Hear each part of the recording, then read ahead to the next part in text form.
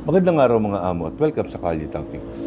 Well, sa video na to ay magbibigay tayo ng komento patungkol po dito sa pinakamainit na balita ngayon na umiikot sa social media at maging sa mainstream media, at ito po ay yung naging panayam, naging interview ni Katunying kay First Lady Lisa Araneta Marcos. At ibinunyag nga dito na bad shot daw si VP Sara Duterte sa kanya dahil nga po dun sa tila pagtawan niya doon sa naging pahayag ni dating Pangulong Rodrigo Duterte doon sa prayer rally yata yun noong January, at inakusahan ng dating Pangulo Duterte si Pangulong Bongbong Marcos na isang adik o bangag, ika nga, sabi niya. Meron tayong bangag na presidente. So, well, maraming nagkomento po dito, pero mas pinili ko po na, kumbaga, medyo mahuli na. Baka sakaling magkaroon pa ng ibang anggulo, ibang istorya, ika nga. Teka, ayusin po natin ng konti yung camera. Dito sa kontrobersya na to. Well, unang-una, sinabi nga ba talaga ni dating Pangulong Rodrigo Duterte yung mga kataga na yon na meron tayong bangag na presidente. Well, sinabi talaga ni dating Pangulong Rodrigo Duterte yon, at tama. Wala naman siyang ibang pinatutungkulan kung hindi si Pangulong Bongbong Marcos. So marami sa mga amo natin ang nagtatanong kung appropriate ba sa isang dating Pangulo na akusahan, sabihin na ang ating kasalukuyang Pangulo ay nahuhumaling, lango sa droga. Kasi siyempre hindi nakakatulong. Hindi nakakatulong yung ganong senaryo na kung saan para bang nagsisiraan sila dahil ang lumalabas nito parang ini-instigate ng kampo ni Pangulong ni dating Pangulong Rodrigo Duterte na paalasin sa pwesto si Bongbong Marcos, si Pangulong Bongbong Marcos, dahil ika nga hindi siya fit na mamuno sa atin. Yun yung pinakabasa ko sa senaryo na yun, dun sa pagkakataon na yun. At marami naman na mga politiko, syempre ang sumasakay, maging social media at mainstream media dito sa kontrobersya na to, na humantong na nga dito sa pagbubunyag ni First Lady Lisa na bad shot si VP Sara sa kanya dahil parang nung sinabi yata ni dating Pangulong Rodrigo Duterte yon ay napaling yata yung camera sa kanya na nahuli na tumatawa siya. Well, kung bibigyan natin, alam nyo, ganito yan. Kasi binibigyan nila ng, hindi naman sa pinagtatanggol ko si VP Sara. Pero aminin man natin at sa hindi, may tawa, may ngiti na parang nakakahiya, yung bang may nakakita ka o nadulas ka, parang ganon, napahiya ka, pero imbis na lumukot ang mukha mo, ngingiti ka na lang. Kasi doon naman tayo kilalang mga Pilipino talaga palangiti tayo lagi kahit na medyo nasasaktan. Hindi tayo sang-ayon sa komento ng ibang tao, sinusuklian na lang natin ng ngiti, pero yung ating ngiti o tawa parang ika nga nila sa lumang kasabihan, ngiting aso.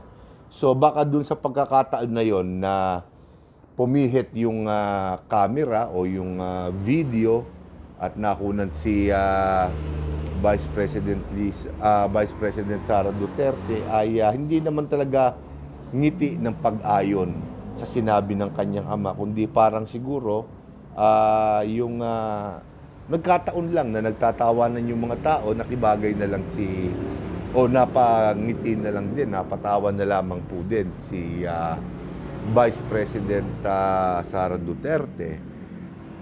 Pero ang talagang pinakapag-uusapan natin dito at ang kukomentuhan natin dito ay yung naging sagutan ng dalawang nasabing personalidad. So, kaya First Lady Lisa Marcos, budget na si BP Sara, na kaagad-agad naman na naglabas ng statement, ng pahayag si BP Sara na para bang, yung ganung senaryo ay walang kinalaman sa aking trabaho. Hindi ko mandato yan. So, parang nagpaparinig din si BP Sara na kumbaga wala namang kinalaman yan doon sa trabaho niya bilang Vice President at DepEd Secretary. Kumbaga walang balido sa kanya o walang halaga sa kanya kahit na sabihin ni First Lady Lisa Marcos na budget siya sa First Lady. Ang mahalaga ay ginagampanan niya ang kanyang tungkulin. Well, sa akin naman, tama din naman si Vice President Sara na sabihin nyo na hindi balido. Ang hindi siguro tama doon ay kumbaga pinatulan pa niya. Kumbaga pinatulan pa niya yung ganong interview ni Katunying kay First Lady Lisa Marcos. At mali din na banggitin pa ng isang First Lady na budget siya sa Vice President natin dahil doon sa imbis na para manghinahabol niya na dapat man lang sana ay ipinagtanggol ni BP Sara si Pangulong Bongbong Marcos sa pagkakataon na yon dahil katandem niya si Pangulong Bongbong Marcos. Ika nga kapwa sila mali. Hindi na dapat nila inihayag pa sa tao yung ganung sagutan. Kasi masasabi mo na sagutan yun Nagpa-interview si First Lady Lisa at sinabi niyang budget, sumagot naman tong si BP Sara. Masasabi kong kapwa sila mali. Dapat pinag-usapan na lamang nila ng pribado yun. Dahil kung tutuusin naman talaga, walang kinalaman yan sa trabaho ng isang Vice President at hindi rin trabaho ng isang may bahay ng Pangulo, First Lady, ang makihalubilo sa politika. Pero hindi ko rin naman masisi si First Lady Lisa dahil syempre asawa niya yon, esposo niya yon at pinagtatanggol lamang niya dahil syempre naghahanap siya ng kakampi at ang inaasahan niya nakatandem ng kanyang asawa ang unang magtatanggol sa kanya para bang napihit pa nga yung camera at nakitang tumatawa pa. Pagdating naman kay dating Pangulong Rodrigo Duterte sa kanya naging pahayag, masasabi kong mali din yun. Kahit sabihin na nating totoo. Sabihin na nating totoo na kumpirmado niyang gumagamit ng ipinagbabawal na gamot si Pangulong Bongbong Marcos. Alam ko may tamang venue naman para ilahad yun. Kung talagang ang nais niya ay pababain sa pwesto si Pangulong Bongbong Marcos, pwede naman siya mag-file ng kaso. Alam ko, hindi naman tayo pamilyar sa batas, pero pagdating sa ganyan, alam ko pwede mong sampahan ng kaso ang Pangulo para mapababa siya sa pwesto, pwede siyang i-impeach, ika nga, pag napatunayan na siya ay gumagamit ng ipinagbabawal na gamot. Dapat ganun na lamang ang ginawa ni dating Pangulong Rodrigo Duterte. Hindi niya na sinabi ron sa rally na yun dahil siyempre, Pangulo natin yun. Totoo man o hindi, kasiraan natin yun kung sakasakali. Malalaman sa buong mundo na ganyang kababaw ang ating pangunawa, ganyang kababaw ang ating dunong pagdating sa politika para tayong mga bata. So, hindi lang si Pangulong Bongbong Marcos ang napahiya, buong Pilipinas. Dapat hindi niya na ginawa. Hindi gawain ng isang may naabot na tao ang ganong mga bagay. Para sa aking pansariling opinion, pare-pareho silang nagkamali. Pero isa lamang po ang nakikita kong maliwanag dito sa pangyayari na to. May mga tao sa paligid nila na nag-i-interes para magkawatak-watak itong mga tao na to dahil pang sariling ambisyon din, ika nga. Lahat sila nagsisiraan.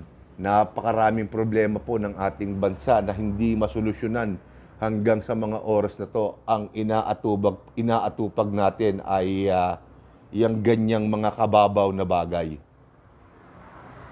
Walang tulong, ika nga. Walang tulong sa ating bansa. Patong-patong ang ating problema, pero ang inuatupag natin ay politika kagad. So, nakakadismaya. Nakakadismaya.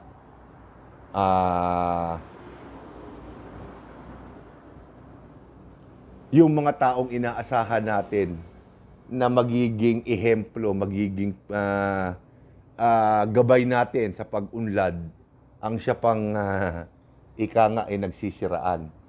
Para bang gusto ko na rin paniwalaan na ang unity team ay ika nga ay barag na. At malalaman natin yan. Malalaman natin yan susunod na taon sa ika nga ay midterm election natin na kung saan malalaman natin kung bubuo ng senatorial slate si Vice President Sara Duterte at bubuo din ng senatorial slate si Pangulong Bongbong Marcos. Pag nangyari yon, kumpirmadong wala na talaga ang unity team at ika nga ay nagkakanya-kanya na sila. Parang katulad lamang din po ng mga previous na mga administrasyon. Sa umpisa lamang magkakampi, pero pagdating ng kalagitnaan hanggang dulo, magkakaaway na sila. At tayo namang mga tao, tayo namang mga Pilipino, nagpapauto pa kasi nakikita ko parang sarswela na rin ito eh. Parang palabas na lamang po, nagpapasikatan na lamang po sila. Pero ang ginagamit nilang paraan bulok, ika nga. Mas maganda siguro kung nagpapasikatan sila kung meron silang natatapos sa trabaho, napababa nila ang presyo ng pagkain, nakapagdagdag sila ng empleyo, ang ating mga eskwelahan, marami, nadagdagan, mga building, ang ating mga ospital, nadagdagan, mas maraming mga equipment sa loob, doktor, nurse, kung pwede, crew dome, mapababa din nila. Pero hindi ganun. Ang permis na ginagamit na pangpasikat ng mga politiko yung magsiraan. So, nakakalungkot lang. So, dito ko na po tatapusin ng video na to at sa susunod ko pa po mga video ay ibang paksa naman po ang ating tatalakayin. So, with that, ako po si Boss Dags. At kung dito sa channel na to, ako ang boss. Kayo naman pong lahat ang mga amo ko. Maraming salamat po.